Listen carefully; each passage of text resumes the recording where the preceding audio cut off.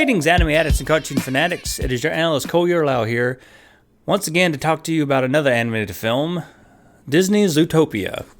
The first anthropomorphic film in a while since, I don't know, Disney's Robin Hood maybe? I don't know.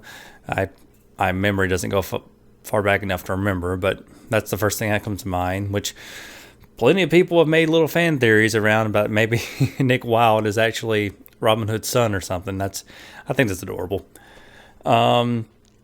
Before we go into any further detail on the film, let me just bring up something. I'm going to be the one reviewer that brings this up. There have been several Twitter responses stuff about learning that Disney hired some type of consultant or some type of ad people or whatnot, or demographic type researchers, and they've been going out and trying to get the furry community to tweet about this movie and stuff like that, and they're like, oh, they're actually trying to sell it to furries, and who cares? I mean, come on, folks, just let it go. Oh, it's just, who cares if they're trying to do that or not? This film is not for just the furries out there. It's not. It really isn't. And it's one of those films that it uses. The reason it's done with animals and stuff is to try to tell a story, once again, an old-fashioned story about, and this is kind of giving a little bit of things away, but it's not real spoiler territory, about racism, stereotyping, things like that. Which, by the way, to heck with this movie for doing the stereotype thing by saying that people can't call Judy Hopps the C word. No, not that C word. The other C word. Because she is so adorable. Can I say that? Can I say that, Rabbit folks? I don't know if there's any Rabbit folks listening to this. Anyway, but yeah, she is a go-getter. She is so fun to watch, so energetic, and so, never wants to give up and doesn't know how to quit, which it's really, inspiring to watch her try to keep trying, and because the story is that she is a, I guess country bumpkin, that might be a little too much or whatever, but her family is, farmers, and they just want her to be a farmer, but she wants to go out and be a cop, which is, dangerous work. And she finally, grows up and leaves home and goes to Zootopia, the city, which, by the way, the detailing on the world of Zootopia, which in the wide away shots is 4 different type of biomes. I think that's the right word. Biomes, kind of meet in the middle where all the towers and the buildings are. We get a really great, look of the city in her entrance on the train, during the song by Shakira, which is actually really, really good for Shakira. Not to say Shakira is bad or anything.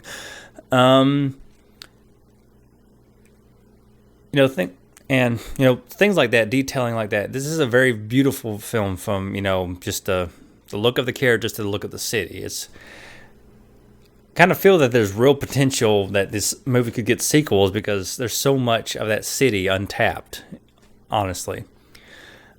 But she goes to the city and, becomes a cop, and, through a lot of tribulations. I wish I could remember the funny names. I think Flufferbutt or something was one of them. There's you have to go through this training, and if you do this, you're dead. Flufferbutt or something like that. I forget. I might be saying that wrong, but there were so many different nicknames she gave her, and finally she,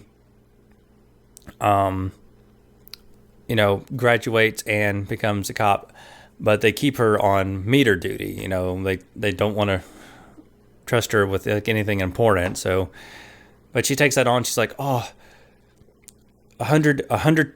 You expect me to do 100 tickets today? I'll do 200 by noon. And she does it, with 201 being her own ticket because she forgot to move her car from the meter. Judy Hopps, is real adorable and just so energetic. It's I don't have the names, in front of me of the people who play, which I've got to look up some of these names because some of these voices sounded very familiar, like I've heard them before, especially the mayor's assistant, the little sheep. I forget the name they gave her, but she was a lot of fun too. And then in the process of doing the ticket things or whatever, she runs across Nick Wilde, and probably one of the most adorable little segments, even though it ended up being a con, where Nick Wilde is pretending to try to get this elephant-sized popsicle for his little son who wants to be an elephant one day, and it was so cute. And another one of those scenes that you begin to learn about Judy is she's not only, energetic and a go-getter and hopeful, she's really, really smart and kind of manipulative in a way. Not as like con artist like Nick Wilde, excuse me.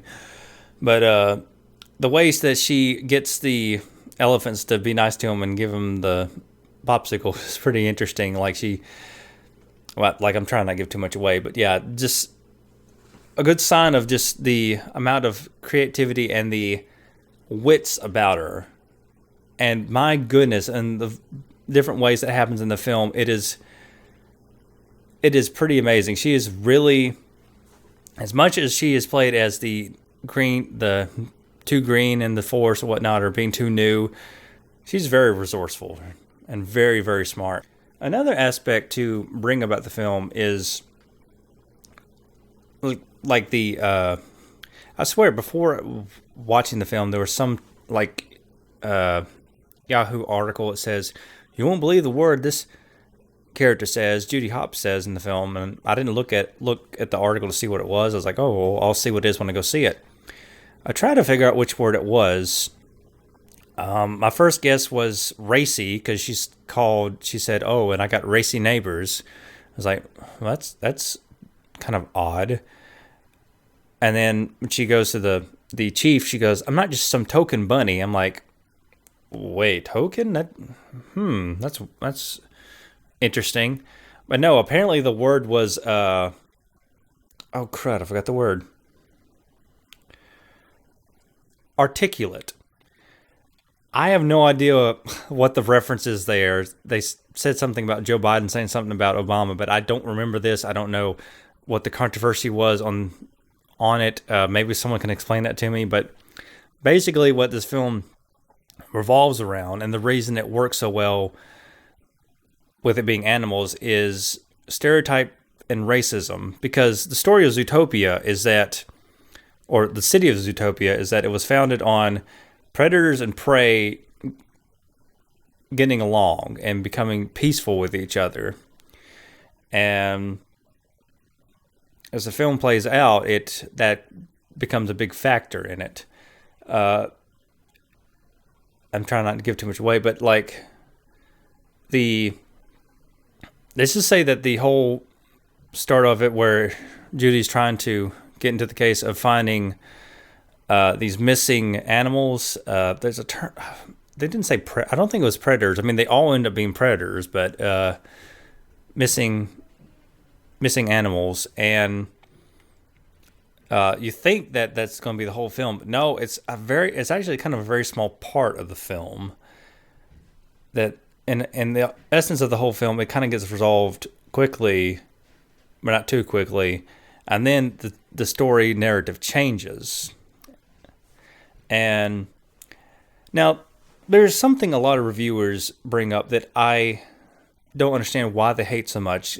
There's certain tropes that they really, really hate. One is the liar revealed.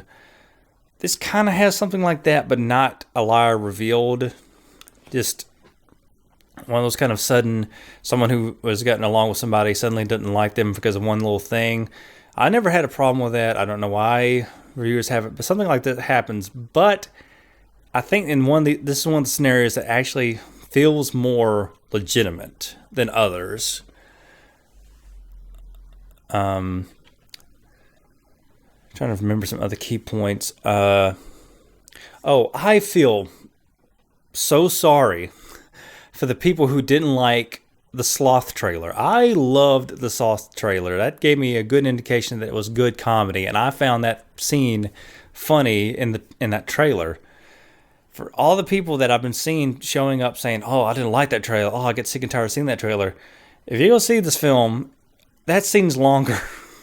That scene is a lot longer, and it even got me a little tired. But it was still really, really funny. I'm trying to think of some other key points. So there's not really much more I can talk about that doesn't go into spoiler territory.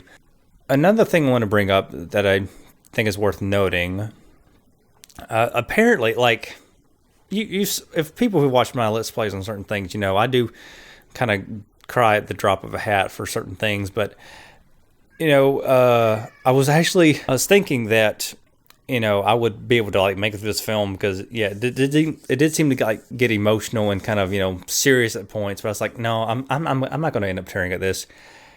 And it was one of the point when Judy had to confront Nick about something, trying to get back on his good side, and she starts talking to him, and then she starts crying as she's talking. It's the little things like that always get me. If you want me to tear up, have someone breaking their voice breaking as they're talking, or they start bubbling. Their voice starts like quivering and stuff as they talk. That always gets me so much, and that really hit me really hard. And they immediately cut that pretty quickly with something funny that Nick does, which is actually, I think, a welcome little thing that they did that. One last thing to add that I just remembered about was a certain line in this film that I think is very necessary for a particular group of people in America right now. And that's for the people who are actually voting for Trump. Forgive me for getting a little bit political here, but I think this is very necessary. And this film is something that's desperately necessary for a certain of those people. Now, I honestly do not know why certain people are actually voting for Trump. But if I had to guess, one has to do with his statement about building a wall, about, there's all this issues with, immigrants coming in, legal aliens and the worries of refugees coming to our shores and what that might mean. This film is something people like you, if that is the reason you're voting for Trump, need to watch. Because of what one line from one character says, fear is always a powerful thing or a powerful weapon, or it can always be used. I forget how it's exactly said, but that's the issue, folks. Building up walls and trying to keep people out and trying to just to protect ourselves is not the answer. It is never the answer. Fear, when you watch this film and just see what happens when a little bit of doubt is put on a particular people, it is a powerful and very devastating thing. It can turn a city against itself. And that is something that I think is a message in this film that is desperately needed these days. Desperately. Gosh, I feel like there's so much more I can talk about, but there's so much I shouldn't talk about, trying to keep this review spoiler friendly. Yeah, I think that's going to be all I'm going to talk about, folks. I highly suggest going and seeing it. It is probably going to be one of the best animated films of this year. I don't know if it's going to be up on the top tier, but it's definitely worth seeing. But that's my review on Zootopia. I hope you enjoyed it. Thanks for listening, folks, and as always, stay animated.